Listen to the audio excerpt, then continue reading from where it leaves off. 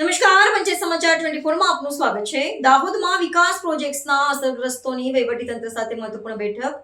પ્રભાવિત ગ્રામજનોએ 17 મુખ્ય માંગણીઓ રજૂ કરી। દાહોદ જિલ્લાના ગોવિંદ ગુરુ લીંબડી તાલુકા વિસ્તારમાં પ્રસ્તાવિત વિવિધ વિકાસકીય પ્રોજેક્ટ્સથી પ્રભાવિત ગ્રામજનો અને વહીવટીતંત્ર વચ્ચે પ્રાંત કચેરી ખાતે એક મહત્વપૂર્ણ બેઠકનું આયોજન કરવામાં આવ્યું હતું।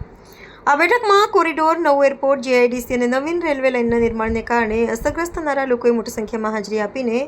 જમીન સંપાદન અંગેની પોતાની ગંભીર ચિંતાઓ સત્તાધીશો સમક્ષ રજૂ કરી હતી। આ સમીક્ષા બેઠકમાં પ્રાંત અધિકારી, national highway authority of India અને અન્ય સંબંધિત વિભાગોના ઉચ્ચ અધિકારીઓ ઉપસ્થિત રહ્યા હતા। વહીવટીતંત્ર સમક્ષ કોરિડોર પ્રોજેક્ટથી પ્રભાવિત 14 ગામોના સ્થાનિકોએ તેમની મુખ્ય 17 માંગણીઓ રજૂ કરી હતી। આ ઉપરાંત પ્રસ્તાવિત એરપોર્ટના નિર્માણને કારણે 9 ગામોમાં થનારા જમીન સંપાદનના મુદ્દે પણ અસરગ્રસ્તોએ તંત્ર સાથે સવિસ્તાર ચર્ચા કરી યોગ્ય વળતર અને વ્યવસ્થાપનની માંગ ઉઠાવી હતી। વિકાસ કાર્યોની સાથે જમીન અને આજીવિકા ગુમાવવાના ભયથી ગ્રામજનોમાં રોષ અને અસમંજસ જોવા મળી રહ્યો છે। ખાસ કરીને કચ્ચલધરા ગામ ખાતે પ્રસ્તાવિત નવી જીઆઈડીસી તેમજ નવીન રેલવે લાઇન પ્રોજેક્ટનો સ્થાનિક દ્વારા સખત વિરોધ નોંધાવવામાં આવ્યો છે। ગ્રામજનોએ સ્પષ્ટ કર્યું છે કે તેમના હિતોને નજરઅંદાજ કરીને થતા વિકાસને તેઓ સ્વીકારશે નહીં,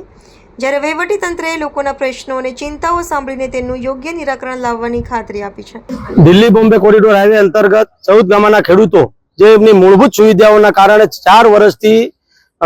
જે મુશ્કેલીઓ વેઠતા જઈને આવતા હતા, એની સાથે સાથે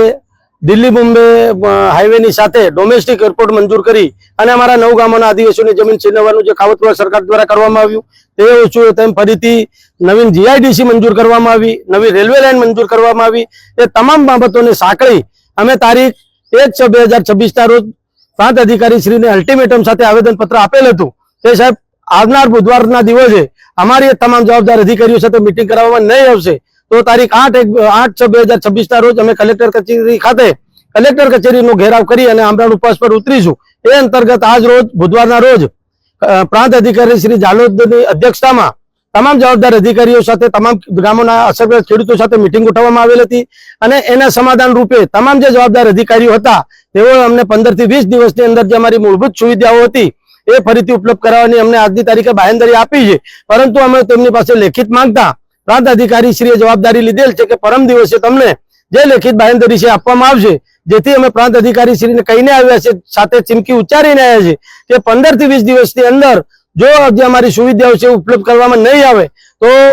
30 દિવસની અંદર એટલે કે 20 દિવસ તમારા અને 30 દિવસ અમારા 30મા દિવસથી અમે જે આંદોલન કરીશું એ ખૂબ ભયાનક અને ઉગ્ર છે। અને જે અમારે ડોમેસ્ટિક એરપોર્ટ છે એની અંદર તમે હાલ પૂરતી 252 એકર જમીન સર્વે કરી અને અમને મૂર્ખ બનાવવાનું કામ કર્યું છે, પણ એના સ્ટેશન બનાવવા માટે, એની સુવિધાઓ માટે, એમની જે રનવે બનાવવા માટે જમીન તમે ક્યાંથી લાવશો? તો પ્રાંત અધિકારી શ્રીનું કહેવું છે કે અમને ઉપરથી હાલ સુધી કશું મળ્યું નથી, પણ અમે સાથે ચીમકી ઉચ્ચારી છે કે 252 હેક્ટર જમીન સિવાય જો અન્ય કોઈ જમીન છીનવવામાં આવશે તો પછી જોવા જેવી થશે। જે નવીન જીઆઈડીસી હાલ કચ્ચલધરા ગામે સર્વે ચાલી રહ્યું છે એનો પણ અમે સખત વિરોધ કર્યો છે અને હવે આ કોરિડોરમાં ફસાયા તો ફસાયા, પણ અમારો એક પણ આદિવાસી અમારા ગુરુ ગોવિંદ લીંબડીની અંદર વિકાસ સ્થાન અમે ઉદ્યોગપતિઓને, માલતીજારોને ખુશ કરવા માટે જે સરકારના રાજકીય રોટલો શેકવાની જે એક નેમ છે એને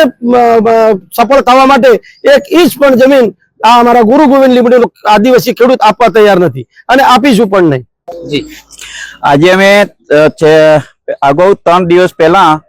પ્રાંત કચેરીમાં આવી અને પ્રાંત સાહેબને અમે એક અલ્ટિમેટમ આવેદનપત્ર આપ્યું હતું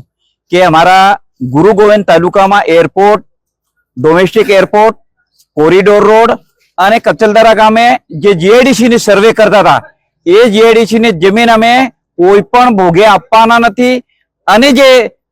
એરપોર્ટ માટે પણ આ લોકો 1000 ઉપર હેક્ટર જમીનનો સર્વે કરવા માંગી રહ્યા છે, એ પણ આ લોકો આજે એમને ત્યાં સ્થળ પર 200 ને ઉપર હેક્ટર છે તો એના ઉપરની જે જગ્યાએ આપવા અમે ખેડૂતો આપવા નથી, સરકારને જ્યાંથી લાવવું ત્યાંથી લાવે। અમારે વિકાસના નામે અમારા આદિવાસી પરિવારને દાદાગોળા હોય, શારદા હોય, બરવાળા હોય, સાયણ હોય કે કચ્ચલધરા પણ વિકાસના નામે અમારા આદિવાસીને 1 પણ ઇંચ આપવાના નથી, એનો વિનાશ થવા દેવાના નથી। એના માટે અમે આજે પ્રાંત સાહેબને મળવા આવ્યા હતા અને એમને